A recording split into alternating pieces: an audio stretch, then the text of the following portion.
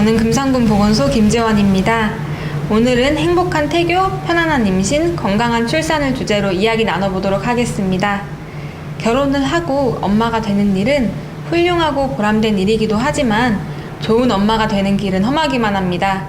이게 맞는지 저게 맞는지 혼란스러울 때가 많고 특히 결혼으로 낯선 나라에 와서 사는 이주 여성분들에게는 임신과 육아가 더욱 막막할 것 같습니다. 그래서 준비한 이 시간, 함께 하시면 아마 답답한 마음이 조금은 풀리지 않을까요? 함께 공감하고 정확한 정보도 풀어주실 손님 모셨습니다. 중부대학교 간호학과 박윤진 교수님, 중국에서 오신 세댁 단정정 씨입니다. 어서 오세요. 안녕하세요. 반갑습니다, 교수님. 이 분야의 전문 교수님께 여쭤볼 수 있어서 오늘 든든합니다. 네, 우리 다문화 초보 임산부들이 잘 이해할 수 있도록 쉽게 풀어서 설명하도록 하겠습니다. 저도 오늘 기대가 됩니다. 네, 단정정 씨도 함께해서 반가운데요. 다문화 가족이시고 지금 임신 중이시죠? 네, 금산군에 온 지 4년 됐고요. 기다리던 아이가 생겼고 지금 임신한 지 20주 됩니다. 임신하게 되면서 궁금한 게 많았는데요. 인터넷을 검색해봐도 읽기가 어렵고 주변에 물어볼 것도 마땅치 않고 또 친정 엄마가 멀리 있으니까 이렇게 좋은 프로그램이 있어서 정말 반갑습니다. 네, 방금 단정정 씨가 한 말이 아마 대부분의 이주 여성분들이 임신과 동시에 겪는 어려움일 것 같습니다. 네, 모든 여성들이 임신과 육아는 인생에 큰 변화가 일어나는 일종의 모험입니다. 모르는 곳으로 떠날 때 지도가 중요하듯이 임신과 출산에 대해 정확한 안내와 정보가 중요합니다. 게다가 문화와 언어가 다른 이주 여성들은 정보가 부족하기 쉬운데 오늘 여러분께 도움이 되었으면 좋겠습니다. 자, 그럼 본격적인 이야기를 시작해 보겠습니다. 단정정 씨는 임신을 위해 특별한 준비가 있었나요? 특별히 임신을 위해 따로 준비한 거 없고요. 임신 전에 준비를 해야 할 거 있어요? 네, 임신에도 준비가 필요합니다. 생명을 잉태하는 것은 하늘의 뜻이지만 임신 계획이 있는 부부는 소중한 자녀를 맞이하기 위해서 정성을 들여야 합니다. 임신 계획 시기부터 부부가 함께 준비하는 것이 중요하는데요. 술, 담배를 끊고 운동 등의 건강관리가 필요합니다. 특히 영양적으로는 임신 전부터 엽산을 포함한 영양제를 복용하는 것이 좋습니다. 임신 전부터 엽산을 계속 복용한 임산부는 태아의 신경계 기형 발생이 줄어든다는 연구 결과가 보고되면서 임신 전과 임신 초기 엽산 복용이 더욱 중요시되고 있습니다. 아기를 잉태하기 전부터 부부의 정성, 그리고 엽산 기억하면 좋겠습니다. 네. 이렇게 해서 드디어 아기가 생기게 되면 건강하게 아이를 만날 때까지 시기별로 꼭 알아두어야 할 정보를 정리해 주실까요? 네, 임신 초기는 12주까지 해당되는 시기이고요. 태아의 형태가 거의 갖추어지는 시기입니다. 임신 초기에 임산부들을 괴롭히는 것은 유산에 대한 염려와 입덧이겠죠. 유산을 방지하기 위해 최대한 안정을 하고 엽산을 복용하는 것이 중요합니다. 또 임신 초기에는 약물에 대한 노출이 가장 위험한 시기이고요. 전자파나 음주, 흡연, 페인트, 살충제, 방사선 등의 유해물질을 피하도록 하는 것이 중요합니다. 입덧은 4주부터 16주까지 계속됩니다. 공복에는 입덧이 더욱 심해지니까 적은 양의 음식을 자주 드시고요. 입덧이 심한 경우에는 크래커 한 조각씩 섭취하는 것이 도움이 됩니다. 임신 초기에는 병원에서 초음파 검사, 산모 혈액 검사, 풍진 검사, 혈압 검사, 소변 검사 등 다양한 검사를 받게 되는데 산모와 태아를 위하여 모두 중요한 것이니까 의사의 지시에 따라서 꼭 검사를 받으시기 바랍니다. 네, 저는 이제 20주니까 입덧을 안 해서 살 것 같아요. 대신 입맛이 좋아져서 큰일이에요. 아랫배도 부르고 윗배도 부르고. 임신 중기에 주의할 점 무엇이 있을까요? 네, 임신 13주에서 27주까지의 임신 중기에는 입덧이 줄어들며 음식의 섭취량이 증가하게 됩니다. 이때 체중이 지나치게 증가하면 임신 중독증의 위험이 높아집니다. 이건 산모나 태아에게 둘 다 치명적일 수 있는데요. 체중은 임신 전보다 9에서 12kg이 이상으로 증가하지 않도록 목표를 세우시는 것이 중요합니다. 임신 16주부터는 철분제를 반드시 복용하셔야 되고요. 아기가 커가면서 음식으로는 철분이 충분하게 공급이 되기 어렵기 때문입니다. 자궁이 혈관을 압박하기 때문에 다리에 정맥류가 나타나기도 해요. 그래서 오래 서 있지 않도록 주의하세요. 네, 제가 보기에도 임신 말기가 참 힘들 것 같더라고요. 네. 몸이 무거워지니까 서 있기도 힘들고 앉아 있기도 힘들고 누워 있기도 힘들 것 같아요. 이 시기에 중요한 게 있을까요?